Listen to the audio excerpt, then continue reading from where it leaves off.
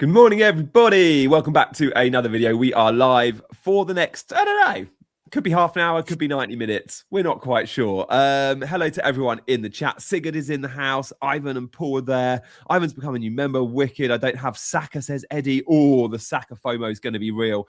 Come and say hello in the chat. Let me know where in the world you're watching from. But first, I'm joined by I was going to say by regular co-host, but I'm so used to introducing Mr. Dean Jones that's not the case. Kieran, you've been on this channel already once this season because you were 35k.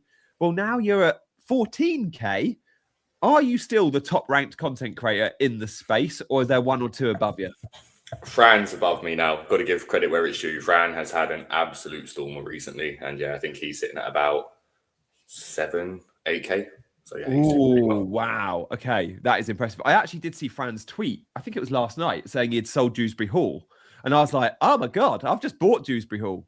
I thought, like, it's a classic form versus fixtures, isn't it? He's got Chelsea and Arsenal. People are selling him. But the form, Christ, it's there.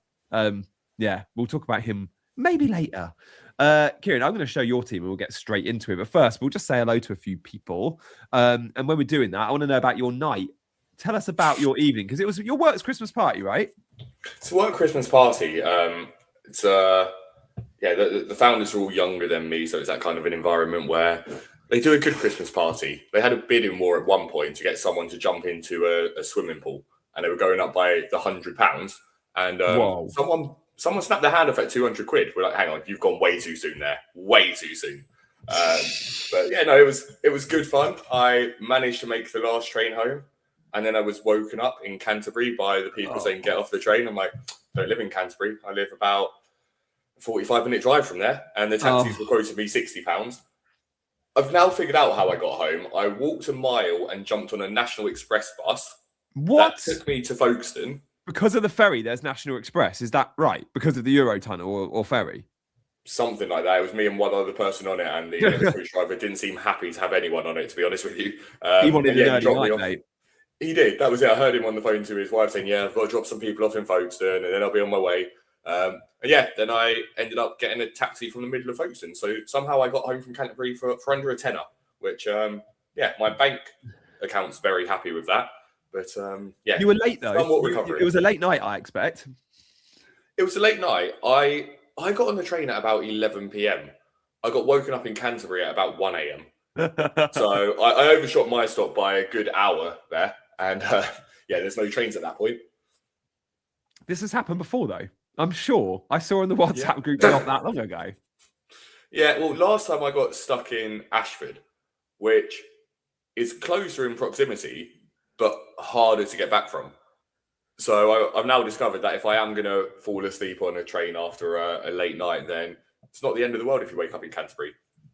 Yeah, I mean, for you, it's like, because you live on the south coast, it's like it can't go much further because otherwise you're in the Channel or in France. So you always know there's some sort of safety blanket there that you're never going to end up like, I don't know, if people lived in Birmingham and they end up in Manchester, it's like, oh, but you know, you're fairly close by, which is cool. Yeah, not the end of the world, and it meant I was able to join you this morning still, so that's always good. Mate, thank you so much. You've rescued me. As some might be able to tell, I'm pretty ill. My 3-year-old's really ill, and my newborn is getting ill, and my wife's not feeling great. So we're up all night. We're feeling rough.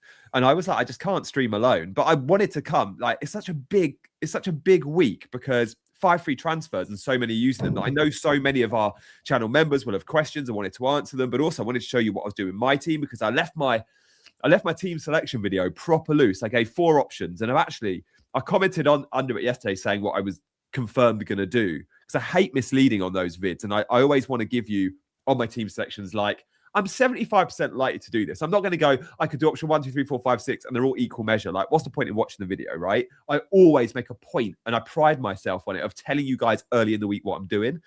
And I certainly don't go to deadline streams going, I'm not sure. Like, that's just not my style. But this week, I mean, I've made 3 transfers, and my big dilemma, Kieran, was, do I sell Semenyo, get Soboslai in, and then with the Semenyo money, I can go up to a Timber? Now, you're an Arsenal fan. I think Timber starts, but I think, are you thinking he doesn't? And I've just felt like it was too risky to go there.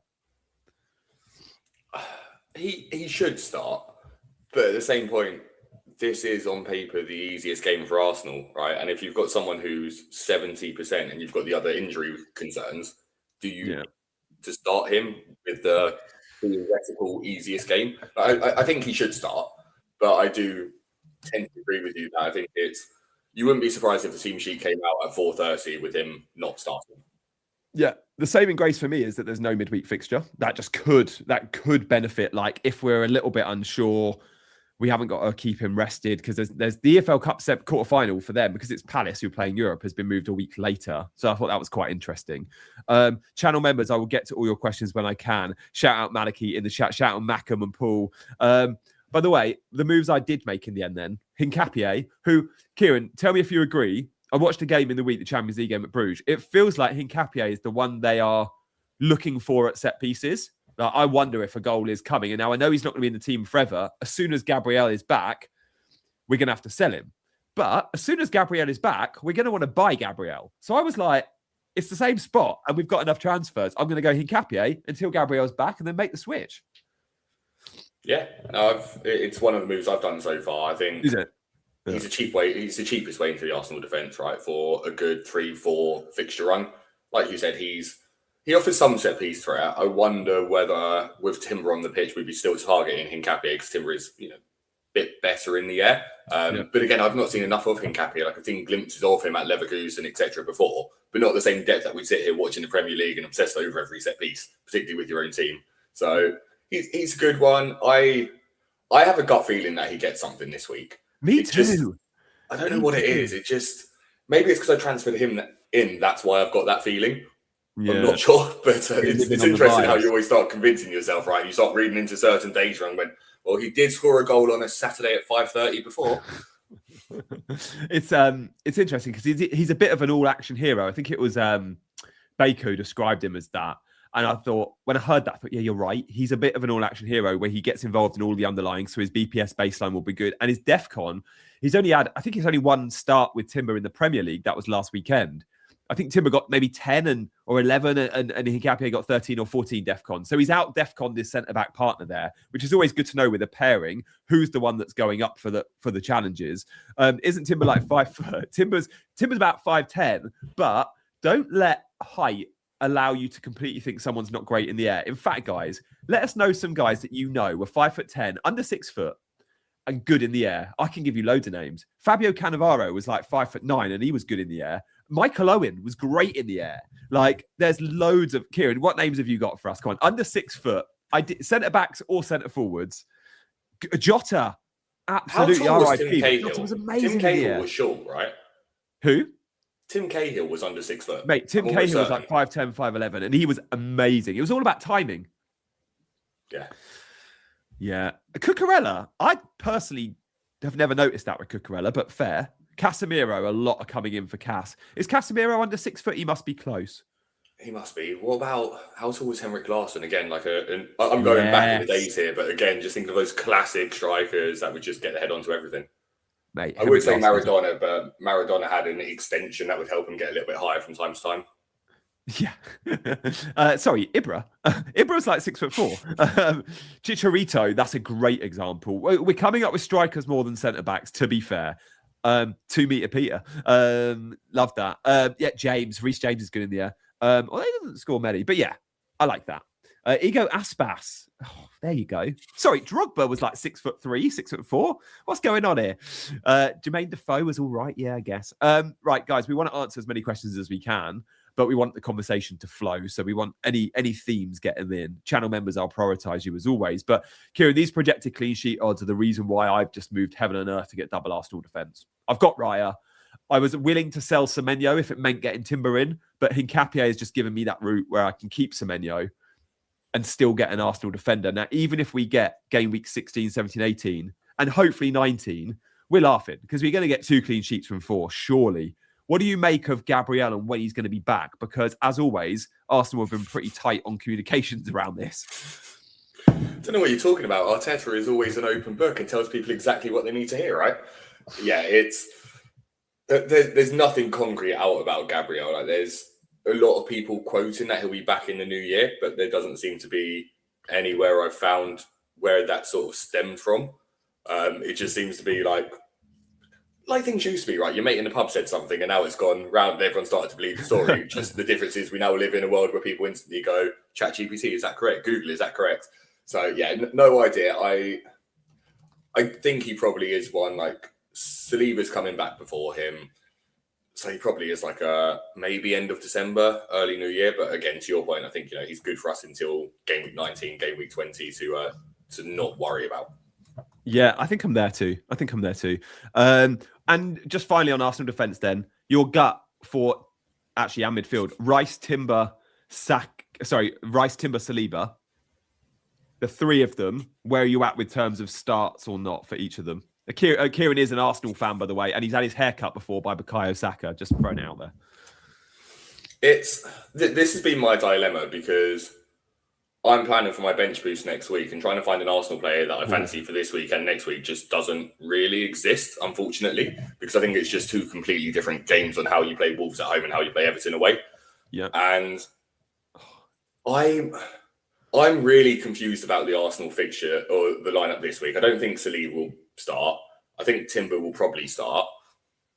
I don't think Declan Rice starts. I think Odegaard plays the Rice position. And Eze plays in his preferred position as the 10, and then he plays Martinelli or Trossard. Well, Martinelli on the left, I guess. Yeah, or I think Madueke on the left is where my gut's going. Madueke's earned a spot. He's just nowhere near as good on the left, but he's going to have to find a space in the 11 somewhere because he's never going to start over Saka. Like, Martinelli played all 90 midweek, whereas Madueke came off early. And the thing that the one thing that's still just concerning me about Eze, and he should start, or sort of preface this by saying he should, but the combination of things of him being hooked at halftime against Villa, the fact that he is not suitable to be playing as the left winger if you're playing Miles Lewis-Skelly inverting behind him. So he won't be playing that left wing position. But the fact that he was pulled, and interestingly, some people will look at the fact that he didn't play midweek as a positive and that he didn't get minutes. Yeah. But as far as I can recall, every Champions League game where Saka and Eze haven't started, they've come on together for the final 20 minutes to kind of get some minutes into their legs. And he didn't. Ooh. Now, that might be me reading too much into it, but I think Odegaard seems like Arteta's child. Like he wants to start him whenever he's fit. Captain. So the only way I see Eze playing is if Rice doesn't play. Yeah. Unless Rice drops into Zubimendi's position and you give him a break instead. But it's all of those moving parts in that 10 position where, I guess to go back to your question, I'm probably 50-50 on Rice. Probably leaning more towards he doesn't start again because I think it's a perfect fixture to not start him and to give someone else minutes and give him that chance. Okay. Because if you've got a flu, do you want to be running around at 5:30 on a winter's night if you just recovered from an illness? This is the Man United lineup versus Wolves. Now, I know it was a back three, Ahmad and Dalot wing backs, although you could argue it's almost a four because Ahmad's so advanced. I just want to point to one thing in this lineup, this average position map. Bruno Fernandes's position. All season we've said we don't like Bruno as a DM. And he plays alongside, if not just slightly more advanced than Casemiro. Bruno had freedom of the park. Now, it's worth noting, the opponent gave him freedom and reign, and they played with no Gomez in the middle of the park. João Gomez, who's their best midfielder. So they were one man down, effectively. They had to play a centre-back in the middle of the park. But it was just interesting that they were able to play with just Casemiro, and then Bruno and Mount and Cunha all in those sort of 10 positions.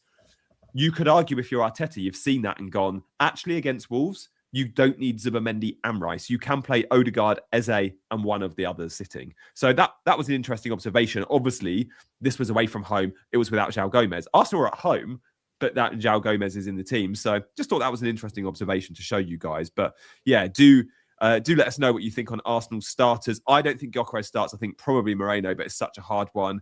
Moreno as a punt, I don't know if I'd go there. I think I would just risk not playing either. Triple captain for Saka. I love that, Freddie. I do think I'd go Haaland West Ham, but I don't mind at all. I don't mind it at all. Can we answer Eddie's question when you have a chance? G just going to try and find that. Who's captain? Bruno, Foden, Haaland, Thiago. If you don't own Saka, who'd you captain? Genuinely, I think I'd have fun with Thiago. Where are you at there, Kieran? I always struggle with captain and striker who's not Haaland, just because the routes to points are less and scoring a goal is worth less than the midfielders. So it feels as if it takes a lot more to kind of get the returns that you're proud of with strikers. But it is a great fixture for him, right? Like, we know Leeds are a pretty open team, that they'll play end to end, that Leeds are going to see it as a good fixture for themselves. So they're not going to be sitting back and trying to control the game. They will be attacking. True. Brentford were disappointing last time out at Spurs. I was at the game. It was dreadful. I expected so much more. But I do like Thiago as a punt because you're already punting because you're going away from Saka. But genuinely, if I'm naming my second best captaincy option, it is Haaland. But if you're going without Saka and you don't even have him in your team, I would perhaps completely bet against the crowd and therefore go Thiago. But Haaland's still a great shout, obviously. Tough. Guys, thank you all for watching. We have 600 of you in. That is crazy. Guys, please hit the like button. It massively helps out the channel. But if you're new around here and you want to add a comment, you've got to hit that subscribe button for me. So please do subscribe. About 500 of you are subbed, but there's about 100 watching that aren't. And if some of you want to click that button, that would be awesome.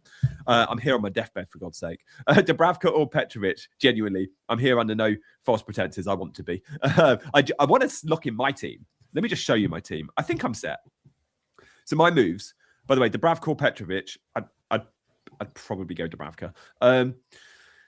I've kept Semenyo and I've waited on Szoboszlai. My plan is Semenyo to a Liverpool attacker in 2 weeks when the Liverpool fixtures are really good. Possibly Szoboszlai, possibly possibly Verts, I don't know. But the Semenyo money can go to a Liverpool attacker after Burnley. I just can't sell him ahead of Burnley. So the move was Minter out, and Minter's a bit of an FPL community darling. He's certainly an analytics darling. And I've got rid of him. And I'm all right with that. I'm watching Minter recently going, get out my team. And I've gone for a player who, Jesus, I mean, the worst entry point ever. Chelsea away and Arsenal at home. It's 2 terrible fixtures. But Dewsbury Hall, the way he's playing, I could bench him for Mukiele this week. But I just want to get on Dewsbury Hall early because the fixtures are about to turn for him. And I think there's a chance when Ndai's at AFCON, he even takes pens. By the way, Ndai should play this week. What do you make of Dewsbury Hall, the Everton attack, Kieran? They're good, right? They're not the kind of attack that you're going to see them scoring 3 goals very frequently, but it's a solid, relatively cheap position that you can hold in there. And when he does return, he's going to get towards the max of the bonus. I think one thing that stood out to me when you were on the clean sheet stuff earlier is how soon it seems like Everton's clean sheet run picks up around game week 19. They've got some really, really, really good fixtures from a defensive standpoint as well. Or 18, isn't it? Yeah. They're ranked 5th here. And, they go up to 36%, 29, 31, 42. Yeah, the 5th for defensive fixtures over the next 6. And then obviously attacking fixtures. If you take out game week 16, 17, both for defence, they'd be higher, but for attack, they'd be considerably higher. Yeah. So Everton are down in 14th, but you take out the 1 and the 0.9, 1.5, 1.2, 1.4, 1.8. It's not too shabby. And there is definitely it feels like a bit like with Szoboszlai at Liverpool. It's becoming more of a Szoboszlai team now. Like he is staking the claim for like, I'm the big fish here. The fact he took a penalty in the week, the fact he hasn't missed a minute this season, the fact that he's popping up with what he thinks is a last minute winner at Ellen Road. And Dewsbury Hall's doing similar at Everton. Like I expected it to be Ndai or Grealish, but I'd argue actually Dewsbury Hall's been player of the season for them so far. He's been amazing.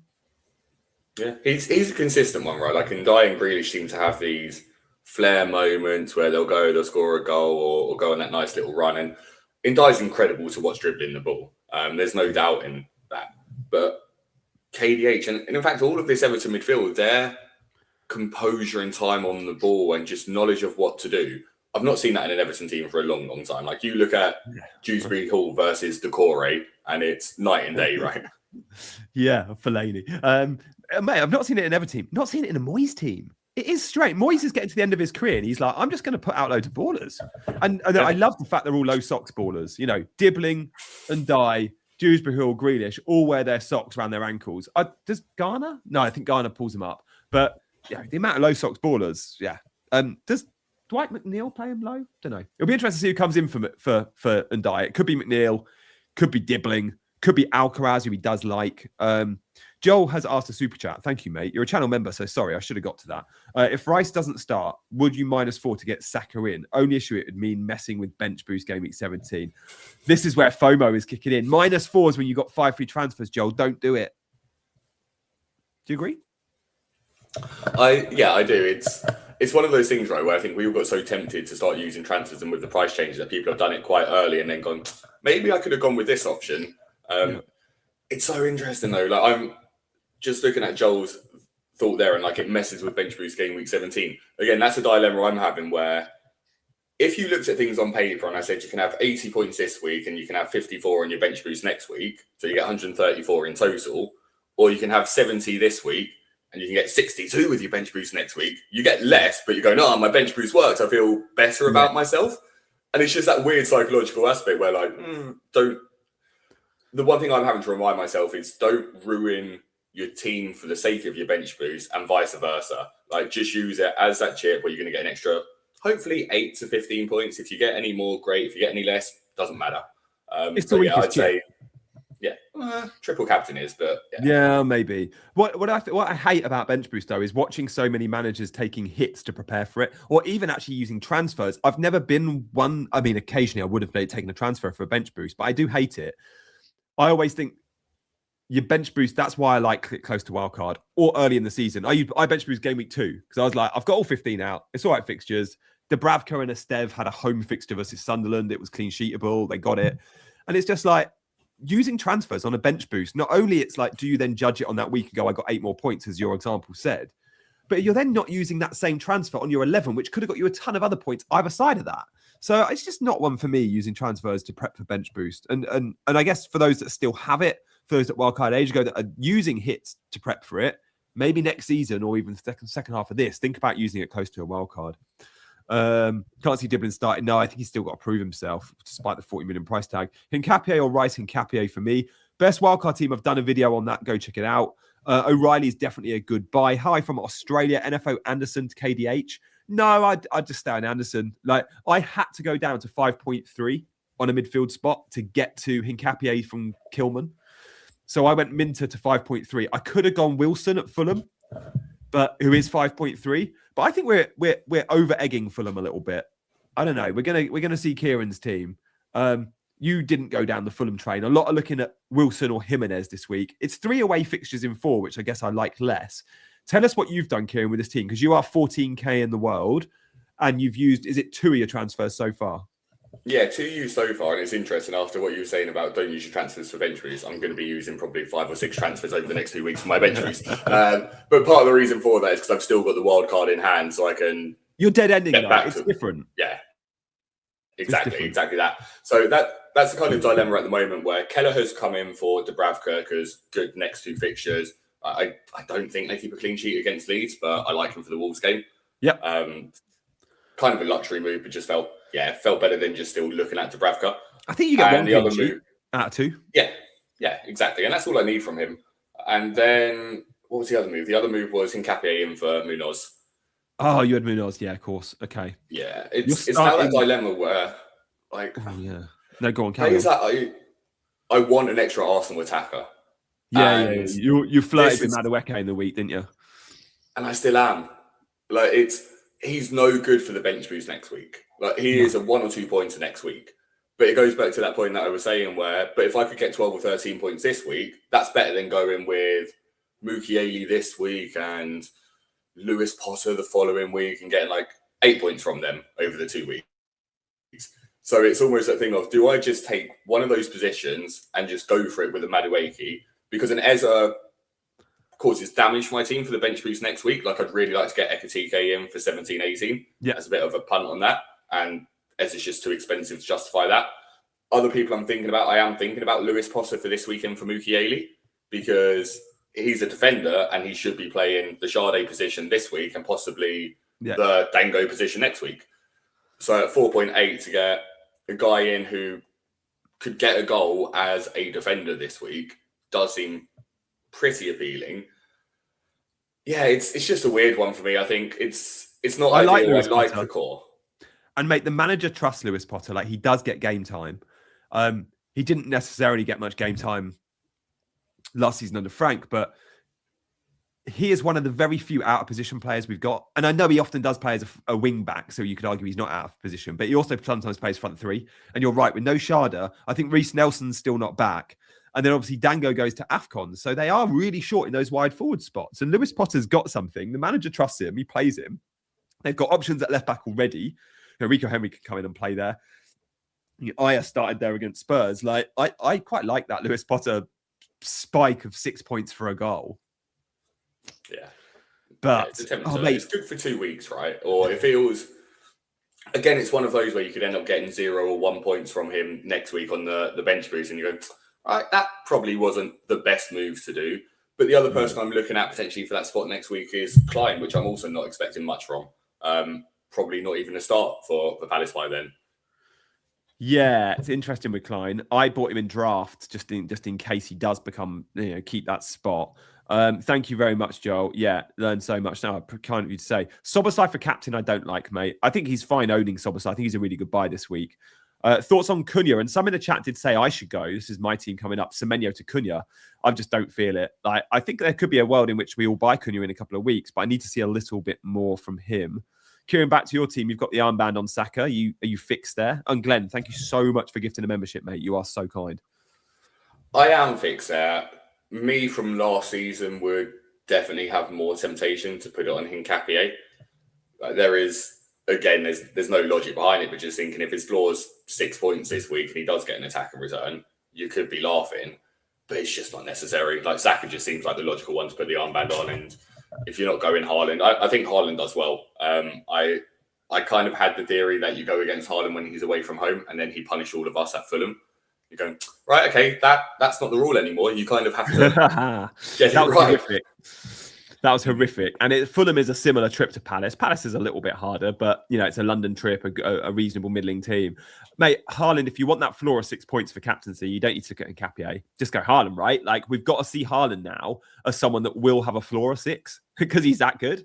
And I know he's blanked in 3 of the last 4, but I guess we're going Saka because of the mega haul potential, which it sounds weird saying Haaland doesn't come with the same mega haul potential because he hauls more than any other player in the game. But given the fixture, I mean, Palace did have an away trip on Thursday night to Ireland. It wasn't far, but it's taxing for Palace. We are going to see a bit of a hangover from those Thursday night games eventually. We've just not seen it now. We've not seen it yet. No Sarr, no Munoz. I do look at it and go, Haaland, are we being silly? Trying to be smart with Saka. But I think we all just watch Monday Night Football when Wolves are dreadful. And we know Rob Edwards' teams always come and have a go. And they'll leave themselves open. And then if Saka didn't get the rest in the week, I actually don't think I'll be going Saka. Saka played 90 in the week. I don't think I'll be going there.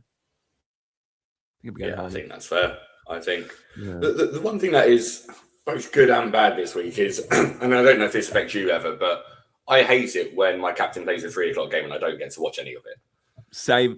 And we don't have that case with either of the options this week, right? Like Haaland's tomorrow at 2 o'clock. Saka's that nice, enjoyable one, 5:30. You're sitting down with your dinner, put on the Arsenal game. Isn't he the 8 o'clock game tonight, Saka?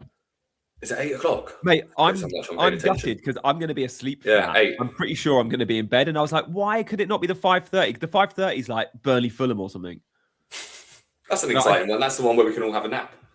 How is that Saturday night football? I mean, how are Sky plug in that one? I mean, Burnley Fulham. It's weird as well, right? 3 o'clock Chelsea Everton, Liverpool Brighton. Yeah. Either of those should have been your 5:30.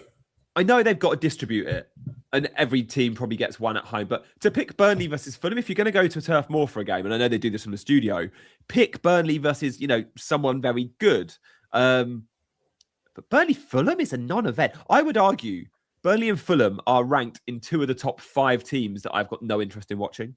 And look, don't get me wrong. I will probably watch it, and I do pretty much watch every team. But if you're like Wolves, I actually quite like watching Wolves. I'm just going to put that out there. Like, I'm not saying the 5 worst teams. I don't like watching Fulham. I don't like watching Burnley. I don't like watching Leeds under Farker. I loved watching Leeds under Bielsa. They're definitely 3 of my 5. Let us know in the chat who you're 5. Kieran, any names jumping out? I don't particularly like watching Arsenal, but I always do because I've always got FPL interest. Oh, we're horrible to watch. But at the same point, being an Arsenal fan for as long as I have, I remember us playing beautiful football and doing absolutely nothing. So now I will take us being horrible to watch for everyone else and winning games.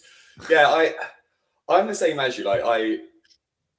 Fulham's one where I just don't get excited by them, and I'm seeing people moving towards Fulham assets at the moment, which I get the logic of. But I'm looking at this game, for example, and going, banana skin. These are the games that Burnley win 1-0. Like, these are their ideal ones. At home against a team with not a great attack. They did it to Sunderland. They did it to Leeds. They kept clean sheets and won tight football matches. That's why when I said I bench boosted game week 2, I just fancy Burnley at Turf Moor versus middling opposition. Yeah. And then, what's your thoughts? For me, Iwobi going is awful for Fulham. Like, he is the metronome. He's a person that takes the ball from defence into attack, that finds all of the key passes. That I get that people like Wilson are interesting, Raul are interesting, but I don't know how they're going to get the ball. Like, I think this is going to be a really difficult period for Fulham during AFCON. The Fulham disrespect is crazy. Arsenal on TNT. Oh, by the way, I think Jimenez is a massive trap. I really don't like it. I really don't like it. Still in dilemma, triple captain this week or Haaland next week. I still prefer Haaland next week. Remember, Haaland should get a midweek rest.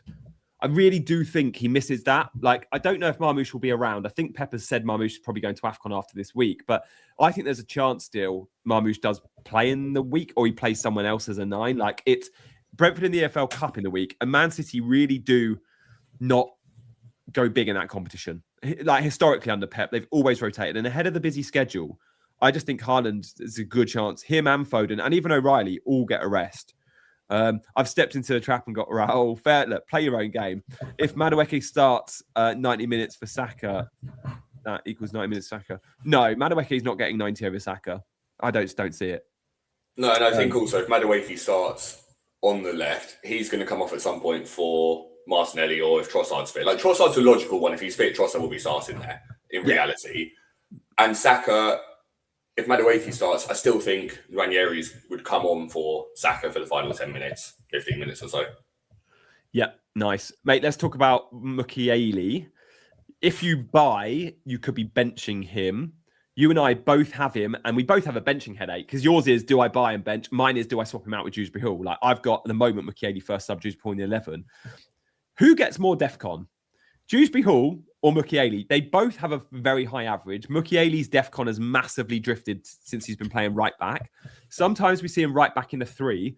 Last week, we saw him, and we've seen him right back in the 4 recent times. Last week, we saw him right back in the 5. Now, they were playing Man City away from home. I don't think home to Sunderland, he goes with a back 5, and I expect if he did, Mukiele would be right centre-back. But for DEFCON, if you're playing up against Gordon or Barnes and you're right centre-back or right back, you're probably going to be quite busy. And then you look at goal threat of Dewsbury Hall versus clean sheet threat of Mukiele. I don't know. Maybe Mukiele is actually on here for a double-digit score, because Newcastle, they travelled well against Everton a couple of weeks ago. They went and scored 4, which was a shock. But Newcastle don't, under Howe, travel that well. I know it's a derby, but is it going to be a derby with tons of goals? Or is it going to be a derby that's really tight and cagey, knowing they've not played for so long? I hope it's the latter. And get in the chat your score predictions for the... what's the derby called? It's not called the Tyne and Wear. It is, yeah. It is called the Tyne and Wear. Yeah, the Tyne and Wear derby. I had the same thing when I was talking to Shane and said it. I went, that doesn't feel right. That was too easy to say. I'm like, no, it's because we're so used to it back in the 90s and 2000s, and it's nice funny to be back. Yeah. I'd agree with you in this case. Like, it's interesting, right? Because Sunderland are, on paper, good at home. And they're boring at home, which we like boring for clean sheets. But they also aren't, right? Because when you look, they're good at home when they had really good fixtures. Like, they played Villa at the right time to play Villa and managed to hold on to a 1-1 draw with 10 men. But at the same time, when they play teams who do attack them, they've conceded a couple of goals. Like Arsenal, they conceded a couple. Bournemouth, they conceded a couple. But what they did is they then went and attacked them straight back. So they're the kind of team who they can either control that game and keep it tight, but at the same point, if they concede, they'll go, right, cool, we're in a battle, let's go for it. And they're not scared to, you're right. They will go to a toe-to-toe basketball game, which is credible. Yeah, and that's then the dilemma with Mukiele, where I could see this game being a 1-1, or I could see it being a 4-4. And if you're playing Mukiele, you're going, well, I'm losing points there for him conceding 4 goals, but if they score 4 goals, I might gain some points by him getting an attack in return. Yeah, okay. Oh, where Tyne, because Sunderland are hosting. That makes sense. Yeah, makes complete sense. Sorry, guys, I'm having a stinker this morning. I'm really not feeling great. I am very happy staying though. I don't know when we'll finish. We might finish at 11, might finish at 11:30. I'm going to see how I feel, but you guys are keeping me going. If you do want to support the channel in any way, shape, or form, please hit the subscribe button. We've got nearly 900 of you watching, which is amazing for little old me. I don't get to do deadline streams that much on this channel, so it's lovely doing an early deadline stream for you guys today. Please also go and check out FPL Discomfort's YouTube channel, which is @ Kieran, give it to us. I'm checking now. It's something like FPL Veteran, isn't it? No, it's FPL _ double pivot. Of course it is. It's with FPL Bet. It is with him, yeah. I've put it in the description, so there is a link, and that is the right link. But again, as I said, I'm not feeling it. So, guys, someone in the chat, one of our mods, if you could just share Kieran's link, go on there and just hit the subscribe. Like, if you want to follow the journey of someone that's doing so well this season, 14k, you can either follow FPL Chai, who slumped out to 400k, who had Salah till last week. Or you can go and follow FPL Double Pivot, who's 14k. I can only think of one content creator that's doing better than Kieran. So go check out his YouTube channel. And Kieran, how likely then are you to make your moves? Obviously, we're going to come off today. You've got a bit of time, but you've made 2 from 4. Remind us what you've done. You've done Hincapié and Kelleher. Yeah, so nice and simple. It's now the case where I think if I bring Lewis Potter in for Mukiele, then I'm starting him. And if I do take that punt on Madueke, then I'm benching Senesi, which again, I'm fine with. It's just weird because I'm someone who this season, I've very rarely only played 3 defenders. Yeah. So it kind of feels weird going to 3. But the good news is I'll get to play all 5 of them next week. So maybe it won't hurt as much. You have got some great DEFCON guys there at the back. So you would bench Senesi over Mukiele, would you? Well, if I'm doing a transfer, I'm benching both of them, right? Because I'm bringing Lewis Potter and Madueke in. Of course. And I think if I'm bringing Lewis Potter in, then I have to bench Senesi because otherwise there's no point bringing Lewis Potter in. Oh, no, I wouldn't have to bench him. It's only if I bring in Madueke that I'd have to bench Senesi. Yeah, okay. Is Watkins a good buy? He's not for me, mate. Bench 1, DCL versus Brentford or Anderson versus Spurs. Genuinely, I think I'd bench DCL, and I know he's got a little bit of spring in his step, but Anderson versus Spurs, like, I don't know. I'm still the jury's out on Spurs. They've had one good week. Salah, guys. Well, actually, first, why is he keeping Gakpo? Look, sometimes you have other priorities and other fires, right? I mean, Gakpo's out for a couple of weeks, Kieran. Is he someone you'll sell next week, or is he someone you'll... No, he's the one for that Arsenal punt. Yeah, he's that one for the Arsenal punt, so it'd be him for Madueke, basically. Or there's other players I've been considering. Like I could bring in Morgan Rogers because he's decent for the next 2 weeks, but I also think West Ham might have a good game this week against them. He won't be in my team next week for bench boost, obviously. Like he either goes this week or he goes next week. Yeah, okay, nice. Kieran's channel is there on screen. You can click the link in the description and go give him a subscribe, guys. 14k in the world. Madueke over Eze. I actually prefer Eze just long term. Cherky, how do we feel about him? Because John's in the house as well. Morning, John. How do we feel about Cherky, who again in the week had a great performance? In the 11 now, we can predict it for Pep. First choice 11, if all are fit. It's either Cherky or it's Reinders. If it's Reinders, it's Bernardo Silva on the right. If it's Cherky, it's Bernardo Silva in the middle and Cherky on the right. But he still isn't nailed. As good as he's been, we know Pep does this. He picks opposition dependent. There'll be some games he wants control and he wants Bernardo out on that right flank. And Cherky, whilst he's amazing when he's on the pitch, ain't always on the pitch. Yeah. No, I think he's class, right? He is class, but like you said, with who's the Man City team playing their League Cup game? Brentford, because it won't be the same team that plays. But that's what I mean. Whoever they played for that Brentford game isn't going to be playing this week, probably. You're going to see like 2 different 11s going there. So which one do you reckon Pep lets him go for? Great player, though. FPL goalkeepers here for the journey advice. Love that. I think I'd start Cash and Chalobah. The jury's still out for me on Aston Villa, guys. I don't love the Rodgers, the Watkins, the Cash chat. They've massively overperformed this season. I actually don't think they've been very good. And I know it's mad because the results speak for themselves, but I like XG and I would say they should be about 15th. And that's where the XG table has them around that. And I genuinely believe in that. Clubs use models like that for judging a manager's performance or scouting. And Villa have just been scoring worldies from outside the box and it's just not sustainable. And they were good against Arsenal. Fair play. Very good. But I don't think that one performance justifies them as an FPL team right yet. Kudus, a few in the chat have said Kudus. I think I saw Chai mention Kudus earlier. He was probably player of the match for Spurs last week, even though Xavi was obviously got the points, but not for me. I just don't think Spurs score enough. Foden, Neto, Thiago, or Haaland as captain. If you're not going Saka, is there anyone you would look at outside of Haaland in these 3? Would you look at Neto, Pedro Neto, Foden, or Thiago? Yeah, I think out of those, Neto just feels like that guy that no one seems to be talking about, and seems to be the most reliable Chelsea asset until Palmer's back, right? With Palmer back, he'll be interesting. Yeah, I'd be tempted by Neto, and like you said already, like Thiago is out of those ones, he's a good option. Yeah, I think I agree. I'd Moreno as a punt. Is it a bad move to transfer him out? What's your take on Moreno? I've not asked you on him. Obviously, he does keep scoring goals, but I tend to like him because he's so physical and his whole play is good. Target man. I actually thought when I saw the Arsenal lineup for midweek, I thought he was playing centre back. Yeah, I saw you shared the Dortmund lineup in the group of when he did play centre back. He's played everywhere, right? He is that ultimate utility player and someone that Arteta does love, but also arguably someone that deserves a rest at some point soon because he has been asked to do a lot and play a lot of roles. Again, like if you have Moreno as a punt, I'd keep him. Like I'd say if you have him, I wouldn't say a bad move to move out for Rice, but I'd say it's an unnecessary move. Two best Liverpool players. Oh, by the way, I do like the free hit this week. I would go Cole Palmer, genuinely. But two best Liverpool players. There's a lot of chat now, like, oh, Salah on free hit because we've seen he's in the squad.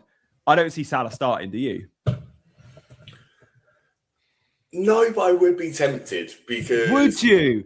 Whoa. I just think that is so overhyped. Like, he's not going to start. Think it is. Yeah, he probably won't. But also, just the romantic in me would like to... If I had the free hit, would like to have him one last time before he sold to Saudi. Just go on then. Here, have your final ride in the team. Even if it's on the bench, just go, no, I had Salah for the final week. I could have. I'll tell you what, someone would you go to Liverpool on a free hit? Would you go to Liverpool on a free hit? Yeah, probably.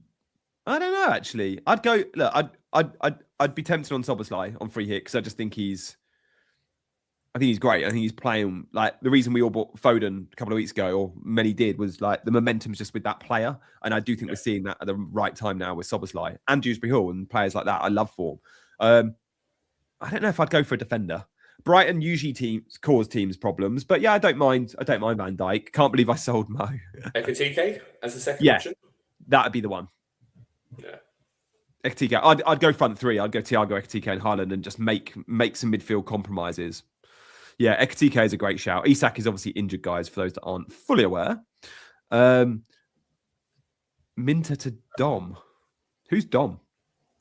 Szoboszlai. Oh. An FPL wire listener, don't you? From a distance. It's the abbreviations on names like Dom. I'm all for, like, I'll say cleans, and people go, why do you say clean sheets? But Dom, at least go Sob. Dom is Solanke. If you're going to, like, come along. Walter or Bruno G. Walter definitely not Salah. Boona's in the house. What do you reckon to this, Kieran? Where'd you go there? Bench Elliot Anderson, would you, or Virgil? I'd bench Cash. Ooh, I've said I don't love Villa at the moment, but West Ham. But I don't like West Ham at home. Turned it around. Like West Ham have only lost one of their games recently, right? Like the rest of it, they've either drawn or won. So they have seemed to turn it around. I think we're just all... They were so bad beforehand, but they went, what was it? 1-1 against Brighton, 1-1 against Man U, lost 2-0 to Liverpool, drew 2-2 with Bournemouth, 1-3-2 against Burnley, 1-3-1 against Newcastle. So they've not been bad. And 3-1 at home against Newcastle, I'd probably say Villa's a similar fixture. Yeah, okay. I think that would be I could see a 0-0. That's a tight, cagey game. Decoy Dom. Absolutely. Decoy Dom Solanke. And Sob's not that hard. So you don't have to say Slobs. You can say Sobs. You can say Sobs. I just Hungarian. I don't know. Maybe Dom's fine. I'm being anal on this one. Just don't like all the abbreviations to first names. I'm trying to think of others that really bug me. He's definitely one. Why do FPL give some players their first name? Like, I've never seen Virgil van Dijk refer to himself as Virgil. And actually, this season was the first year I think on FPL they've called him Virgil. I think he's always been Van Dijk in the game, but this year he's Virgil.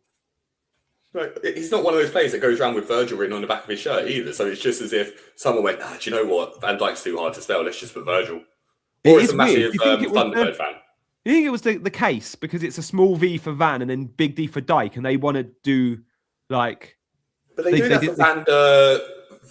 who's the Van der Ven or Vandenberg? Yeah, Vandenberg is lowercase in there. Odegaard's got a stupid O in there that you can't search. O'Reilly. No, Van Heck and Van der Ven, Van den Berg, they give big Vs. Big Vs. But isn't Van Dijk a small V? I think Van Dijk is a small... Yeah, Van Dijk is a small V. So it's because it probably forced in the programming to have a capital letter at the start of it or something like that. And yeah. Oh, the other one, I don't know if you saw it on X going around, but they've put the wrong apostrophe in for O'Reilly. No, they didn't. So you can't... Yeah, if you try and search O'Reilly if you didn't own him and you put O apostrophe, he wouldn't come up. What, they've put a backward apostrophe? No, they've put a single quotation mark instead of... Yeah. Okay, wow. So it's one of those, you know, on your phone, if you sometimes hold down the button for the apostrophe and it'll give you other options, it's not the same as any of the other O, like O'Brien, for example. Good spot. I know they try and avoid, like when I do articles for the BBC, name drop, they're big on like leave all the accents out. It's just their brand guidelines. It's like you just don't worry with accents. But this is an apostrophe, yeah. Rumour has it Virgil's form is directly linked to being renamed Virgil. I agree. Mark Guiu, it's a good example. Why is it Mark Guiu? Why is it Jesus? Yeah, loads. Guys, get in your silly, terrible chat this. Oh, please. What do you want us to do? Answer stupid benching dilemma questions. What about Mason Mount and Ben White? Yeah, it's actually Benjamin. He's quite hot on that. He hates Ben. He has come out and said that. Minter to Soboslai. Thank you, Lack, for not saying Dom. Yeah, I like that move. That was my plan move all week. It was going to be Minter to Soboslai. And then I just went, look at these clean sheet odds. What are you doing, Gianni, without double Arsenal defence? And I think many of us will look at this in 3 weeks' time, 4 weeks' time and go, why didn't I jump on an Arsenal defence? Like double Arsenal defence? It's so obvious. They're just clear. And the Arsenal defenders, actually, like Hincapié does well in DEFCON, and they're a bit of a goal threat. So it's not just for clean sheets. Like, thoughts on Ben White in for Timber? No. Ben White's a transfer out waiting to happen. Timber's clearly first choice at right back. This week he plays, but not moving forward. Kelleher 1 week punt. I don't like 1 week punts and goalkeepers. Any news on Mbermo? Guys, Mbermo's going to play. Amrim's playing silly buggers. Arsenal team news with Rice or Chips? Yeah. Triple captain Salah. Are you mad, bruv? Don't do it. It's the same with Brazilians. Yes. I cannot take anyone called Fred or Anthony or Hulk or... Oh, did you see Hulk's free kick the other day? Yeah. Hulk scored one of those free kicks. How is he still playing, by the way? Because of the level, right? It's probably not that much higher than the veterans leagues that you see on a Sunday pitch. The disrespect. And at 34 years old yesterday, one of my favourite Brazilians, actually, we never really saw his potential, was Oscar. He retired. He went to China with that wave, and then everyone left China, like Hulk, and Oscar just stayed. Like Oscar was like, it was really weird. But, yeah. Do you remember that goal? Do you remember that goal he scored against Juventus? It was a great one. Just thinking of old Brazilian Prem players. Have you seen what Felipe Luis has been doing over in Flamengo? No. Is he still playing? Is he manager? No, he's manager there, and he's won he's averaged a trophy every 17 games. Like no manager's ever won as many trophies as him in a season. So in his first ever managerial job, has just gone, I'll win everything, thank you. We'll probably have him in a few years. Like he speaks English. He came to Chelsea at the end of his career. Yeah, he'll be one of the Chelsea hipster managers we go for. Which Man City defender? O'Reilly, Guardiola, Diaz. I think this is an easy one. I do like Guardiola as a target for set pieces, but O'Reilly just feels like because he's cheaper and he's still a goal threat. He's 6'4", and he's a number 8 by trade. He's always in and around the box. I know he got the goal versus Real Madrid, which is annoying. And by the way, he should have had an assist. Haaland missed a good chance that O'Reilly put on a plate. He got player of the match against Real Madrid. I would go O'Reilly. Would you? I would. I also think no one seems to ever speak about Mateus Nunes, which I just find is crazy because he seems to just get so many attacking returns and be that sort of secret one. But yeah, O'Reilly would be the first choice for me.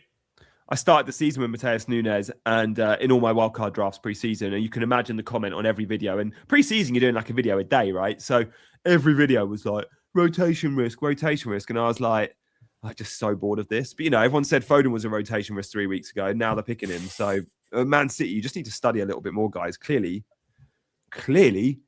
Mateus Nunes is first choice. You can get players that will be rested and they're not a rotation risk. They're just part of a rotation.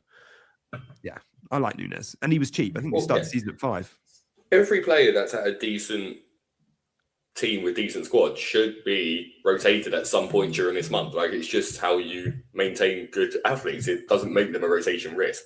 And like, to your point, Pep is reliable on players that he likes in a weird way. Like, once he goes, yes, you're in my team. I've been saying it to you for a while about Foden, like, oh, he's going to be benched this week, and he never is. And it just seems as if, right, you're in this form, Pep's bought into you, cool. Like, I want to start you every game now. And it's the same with O'Reilly. It's the same with Mateus. On a scale of 1 to 10, Kieran, with 10 being the most, how much would you say as someone that's in the WhatsApp group, how much would you say I'm pro Foden in his minutes? How much do I bug the group with that? Like, it feels like I say the same thing every week, but do you know you're more of a Foden fanboy than me in terms of FPL minutes at the minute? No, you've always been a Foden fanboy as well for a long time. It's not always gone well. No, but we know the player he is, and it's as if he's back to that player from a couple of years ago where you just had to own him and he was just tearing up the Prem. Yeah. Player of the year. We forget that because last year was so bad. Player of the year. When he came in this season at 8 million, I was like, bingo. I actually don't have Foden on the wall. The wall is reserved for... I actually don't love Foden. I'd love Foden as an FPL asset, not necessarily as a footballer, because he doesn't play for either of my teams, right? If he was Italian, Foden would be my God. Like, the wall is pretty much reserved for Serie A and Italians. I've got Maradona's hand of God on there. But yeah, most are Italian. You won't see Foden on that wall, ever. He's your golden boy, Johnny, 100%. Foden captainer. I don't think I'd go that far this week. Barry in a couple of weeks. He's still getting 60s, but that's fine. G2 timing on Grealish with Foden fondness. Gyökeres worth starting. If you own Gyökeres, I'd chuck him in, but does he start this week? I'm really not sure. Kieran, pick a game for me, and everyone in the chat, pick a game based on these projections from Rob T. I do this sometimes. What's the game that you think the bookies actually have wrong? Like, is there a game where you're like, oh, they've got that really tight and I think that team wins it? Or one where it's tight and you don't see that? Like Arsenal, obviously Wolves, they think it's going to be, 3-0.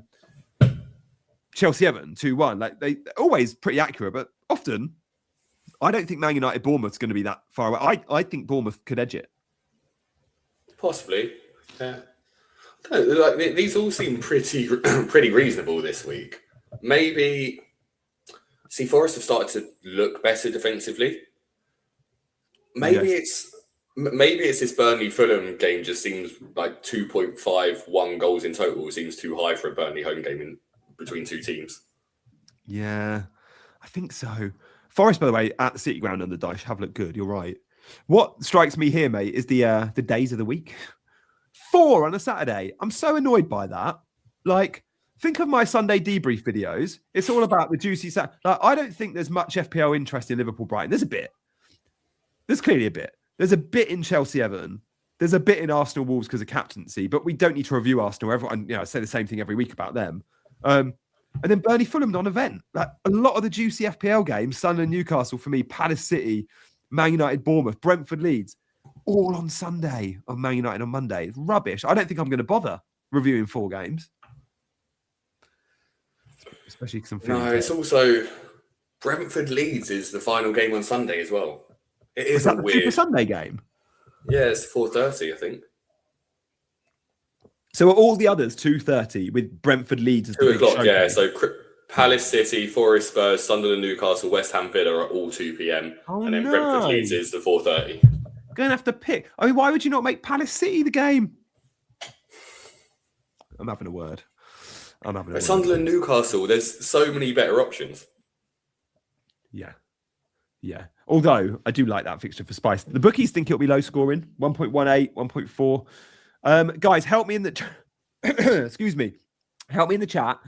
Who to start? Mukiele or Dewsbury Hall? That is my big dilemma this week.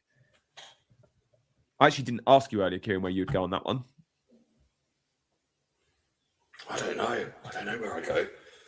Mark Way. No, could actually start. I think you're probably most likely looking at like a 3 or 4 pointer from either one of them, right? So I think it is just whatever your gut's telling you. The Mukiele return probably hits better when you get it, just in terms of how you feel in general. So I tend to lean towards that because I like to boast when things go well and do the screenshots of like, here's a cheap defender that got me another 11 points again, and like avoid showing the rest of the team for certain weeks. But yeah, I'd probably be doing it for that factor. I would argue the ceiling is actually a bit higher on Mukiele because if he returns, it's clean sheet. But there's a chance if he cleans, he gets DEFCON. And if he does both those things, he gets bonus. So before you know it, what's that? 6, 7, 8, 9, 10, 13 pointer. Dewsbury Hall to get 13 points has got to do a lot of work. And I know he's done that in recent weeks, but I don't see 2 attacking returns from Dewsbury Hall. The only thing that stops me is just Mukiele's last 3 games combined, he scored 1 point. Yeah, and he played right wing back against City. Like, you don't want him at wing back. I think I would go down to the guy I think earns the most DEFCON.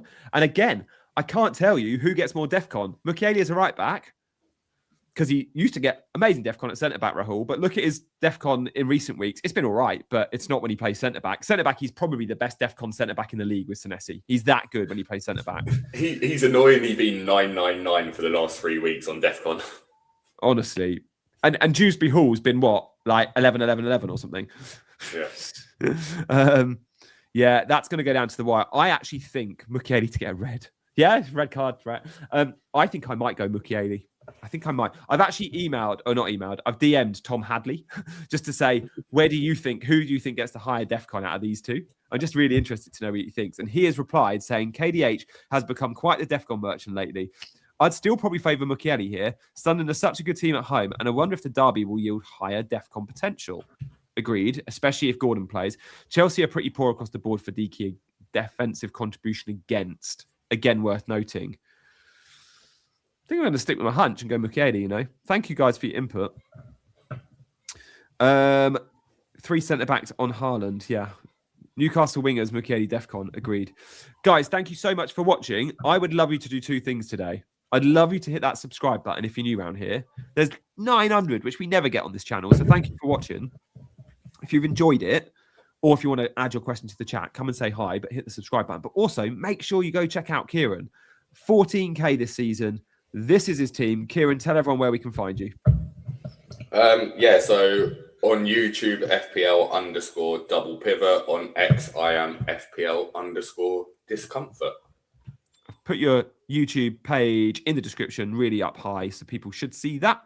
Get well soon, G. Yeah, I'm struggling. I went with Anderson instead of Dewsbury Hall last week. Fair, that's a hit, hurts, but yeah. And Burma out, Bruno in has been a very popular move. I made that move with my team last week. If you own Burmo and not Bruno, Kieran, are you taking that transfer now? I'm going to be getting rid of my Man United players next week. So I just think like these are the 3. Like next week, I hate the game for them away to Villa. I just think it's a horrible game for them. Okay. And look, I'm then wildcarding them back in 19, so it's kind of cheating. But I just think this is like a 3-week window where I think they've just got difficult fixtures. I think this is the best game for them, home against Bournemouth. But I wouldn't be switching between Mbeumo and Bruno right now. I'd just keep Mbeumo for his final game before AFCON. Yeah, okay. I made the switch, but I was very conscious of price changes. Bruno was going up in value. And Burma was dropping. I think we've seen double rises and double drops or close to. Enzo or Kudus, probably Kudus just. With no Caicedo, Enzo's even deeper. Lads, help. Who to bench? Cucurella or O'Reilly? I'd probably bench Cucurella. There's got to be someone else you can bench though, right? If they're your 2 players you're considering between, surely like you've got someone in your mid or you're playing 3 attackers and one can be benched. Someone's prepping for a bench boost. Gianni sponsored by Lemsip this week. Don't you worry, guys. I've had my Huel with my 27 vitamins and minerals. Don't you worry about that. Where was I? Guys, thank you for all your questions. Any big topics, Kieran, you think we've probably not touched on yet? I'm trying to think if there's any big ones we've missed. No, not really. I think Captaincy's the big one. And Captaincy's one where I think like we're still going to see the majority of the game go with Haaland, and probably 70% of Saka owners captain him. But Saka's still like, what Saka's ownership is? It still around like 30-40%? Yeah, it feels like engaged ownership's 100, like, or maybe 90, and actually the masses. There's a ton without Saka. Yeah, apparently he's 21.8. We know about half of the people probably aren't active players anymore. So probably about 40% of active people. And I wouldn't expect everyone who owns him to captain him necessarily. I think there'll be a fair few who don't captain him. I did do a poll, and it was like 70% are on Saka. But obviously, it wasn't do you own Saka and are you captain? It was are you capping Saka this week? But again, I'd be really interested to see that poll versus a poll where it's casuals in your mini leagues. It's yeah.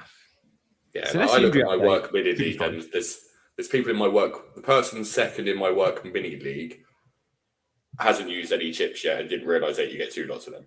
Whoa. And he also didn't use many of his transfers, so he got topped up to the same that he already had. He's got 5 frees this week, and then he's got 4 chips if you include wildcard to use 6.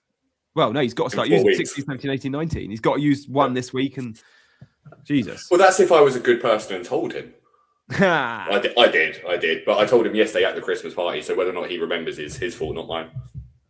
Yeah, okay, nice. CH, who's your captain this week, says, Heather, we love CH Armand. Thank you as always to Paul as well. Thanks, G, giving me another 30 minutes of thinking time. Yeah, I'm pretty sure I'm set on this team, guys. My future plans, I do think Senesi becomes a Liverpool attacker in a couple of weeks. I just need that Burnley fixture. I do really like it for Semenyo, and I actually think Semenyo versus United is fine. I hope Szoboszlai doesn't cost me because I've been so big on him all week, but I just couldn't get Szoboszlai and Hincapié by keeping Semenyo, and Dewsbury Hall is that longer-term pick. He should be turning... help me, Gianni. Do I buy Timber or Hincapié? Just go Hincapié if you're not sure. And save the money.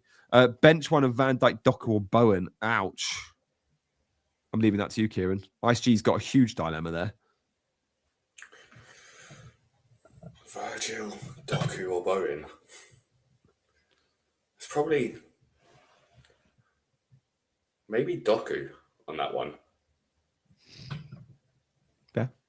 Yeah. There's no guarantee. I know he's saying his first choice. We can predict the 11, but don't know. Knowing Marmoush is off to AFCON, could he get a game on the left wing? I don't know. Probably not. You're 14k and not number 1 in your mini league. Tut. I'm not number 1 in lots of leagues. Nowhere near it in some of them. Work one, I am number 1, and they are already considering banning me from next season. Like, hang on, this is the first time I've done really well, but I am about 150 points ahead of the person in second. So, yeah, there might be. But that's why I like being in there with them, because, again, we're so absorbed in YouTube and Twitter, etc., that we think everyone else is doing certain things. And it's nice to be in a league with people who are complete casuals, and you just look through and go, all right, cool, this is how most people are actually playing the game. Yeah, I hear you. And I love that when people in your work mini league find out that you're 1, quite good, or 2, making content. It's like, oh, get them out next season. That's not fair. And your YouTube channel has been shared around the WhatsApp group, no doubt. That's not fair. Why not? Thanks, G. Best of luck today. Do you know what, Ivan? And Paul, and loads of our channel members, and Kieran, who's been an amazing guest. I think we're going to call it, because I'm starting to feel a bit ropey. So do you know what? I think we're going to call it. I think we're going to say our goodbyes. Kieran, mate, thank you to you. Will you come back? I've loved this. Yeah, absolutely, mate. It's been a pleasure to chat with you, and I like these kind of ones where it is just you're talking, you're thinking, you're bouncing ideas off. Particularly with the amount of people you've had in chat here today, it's been awesome, mate. The conversation's been flowing, and lots of good comments from people. Yeah, and I do try and involve you guys as much as I can. And if you want to thank me for that or support the stream in any way, on your way out, I would love you to subscribe to both Kieran's channel, but also to mine as well. So thank you guys for hitting those buttons. I will see you. I don't think I'm feeling well enough to do Sunday debrief, given the fixtures are rubbish anyway. I will see you on Sunday night or Monday morning for my early thoughts video, which will be a pre-rec, 20 minutes, short and sweet. What am I doing? I'm going to have 3 free transfers next week. So again, probably making moves. Guys, thank you for watching. Thank you to Kieran. Thank you to CH, to Mackham, to Heather, to loads of our chat, to London and Andy, loads of our channel members and Paul.